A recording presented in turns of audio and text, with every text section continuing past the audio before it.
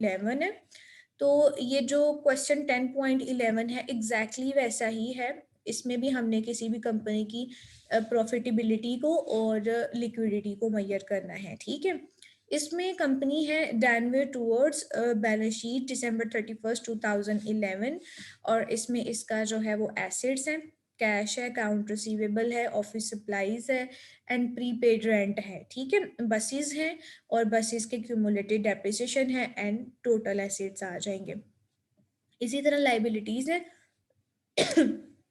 Liabilities में आपके पास accounts payable है और अनअर्न्ड रेवेन्यू है, ठीक है। अनअर्न्ड रेवेन्यू मैंने आपको बताया था कि ऐसा रेवेन्यू होता है जो अभी पैसे रिसीव कर लिए हैं लेकिन काम नहीं किया। तो जो काम नहीं किया वो हमारी लाइबिलिटी है, जिम्मेदारी है कि हमने उसका काम करना है फिर उसको अर्न करना है, ठीक है। तो बेसिकली ये आपके लाइबिलिटीज आ जाएंगी। स्टॉक होल्डर इक्विटी में कैपिटल स्टॉक है, रिटेन्ड अर्निंग है, दोनों का टोटल किया तो स्टॉक होल्डर इक्विटी आ गया, और liabilities and stock holder equity in दोनों को जमा किया तो आपके पास टोटल जो है वो liabilities and stock holder equity आ जाता है। इसके बाद कहता है other information provided by the company is as follow.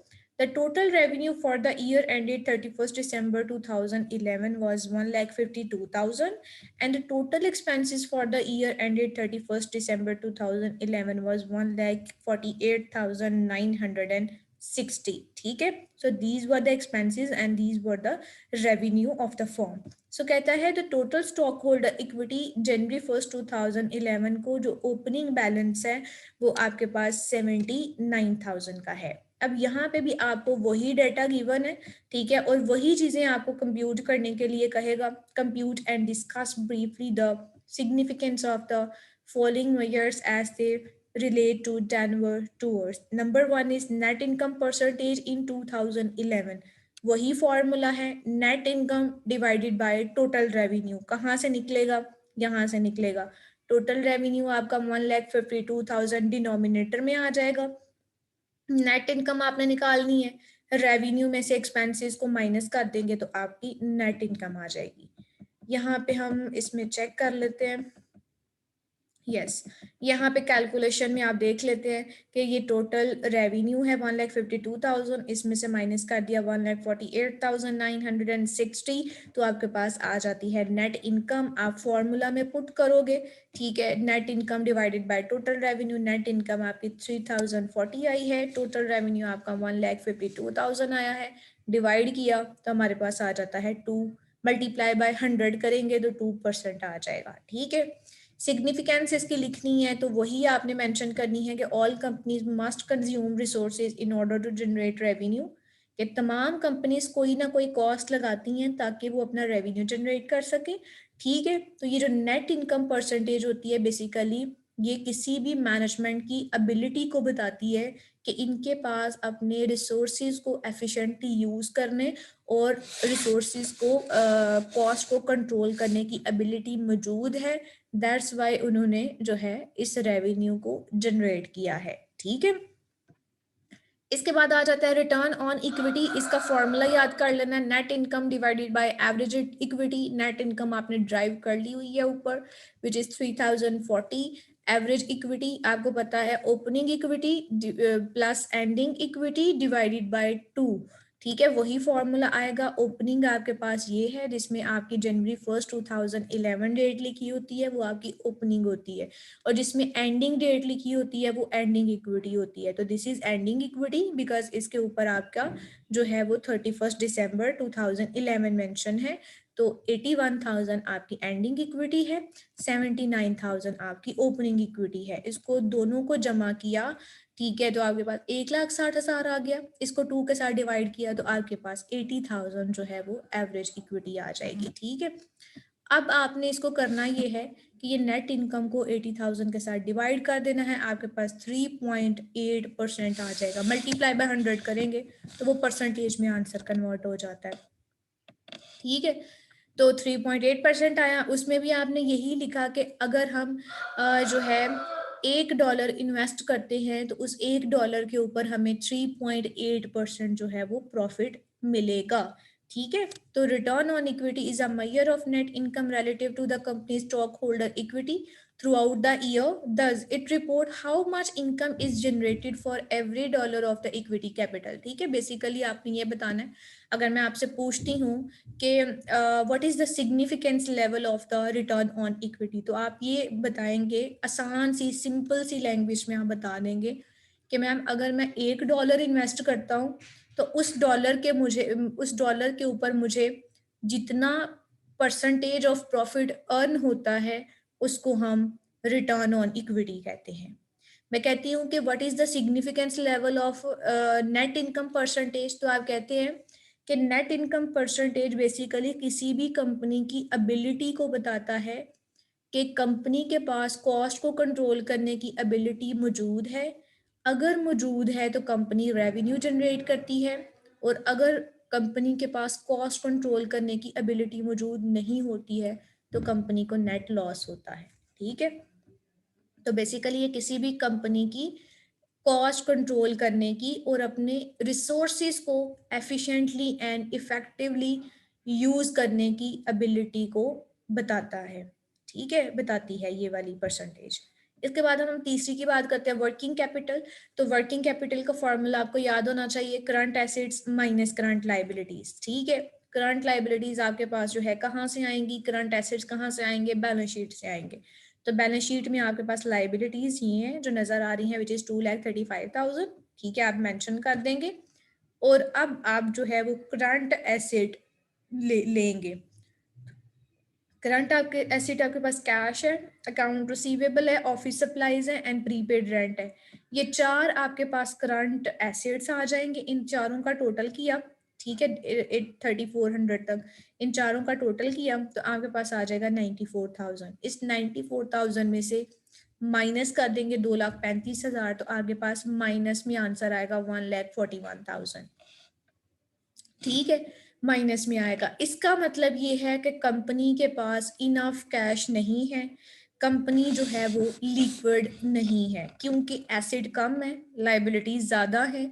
तो इसका मतलब है कि कंपनी के पास कैश मौजूद नहीं है।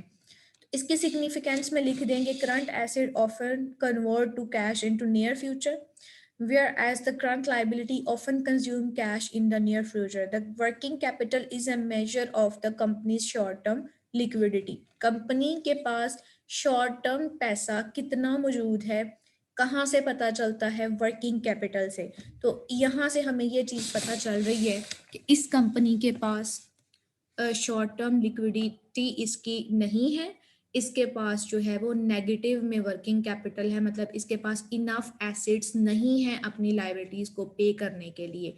तो this company is not liquid. ठीक है, तो इसके बाद चौथी हमारे पास आ जाती है इसकी करंट रेशियो ऑन 31 दिसंबर 2011।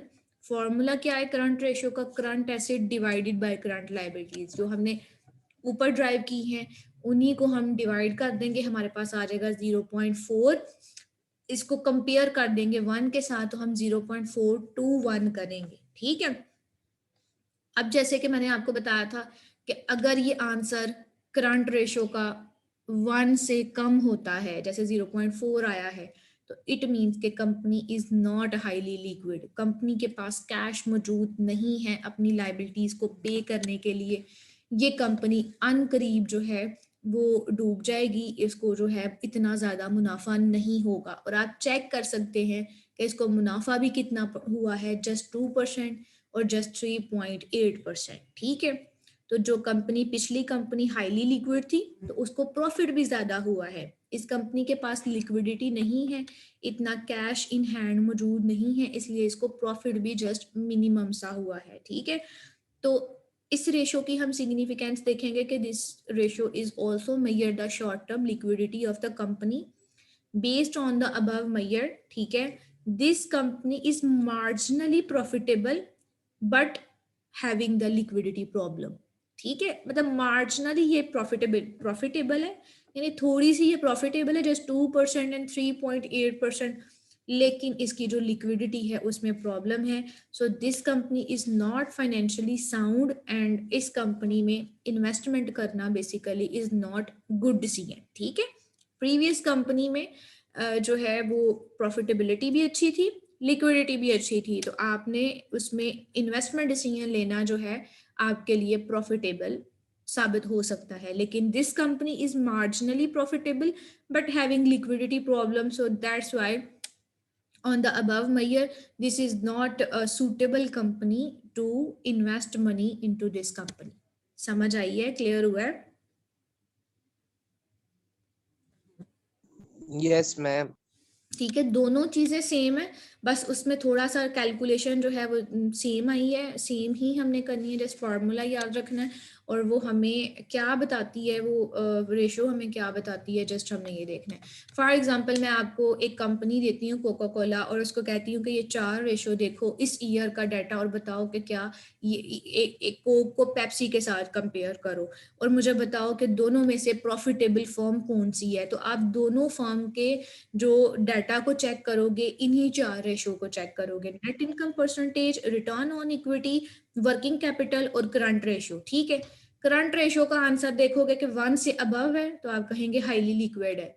अगर आप देखोगे कि वर्किंग कैपिटल जो है वो पॉजिटिव में, प्लस में आंसर आ रहा है, तो आप कहेंगे हाईली लिक्विड है।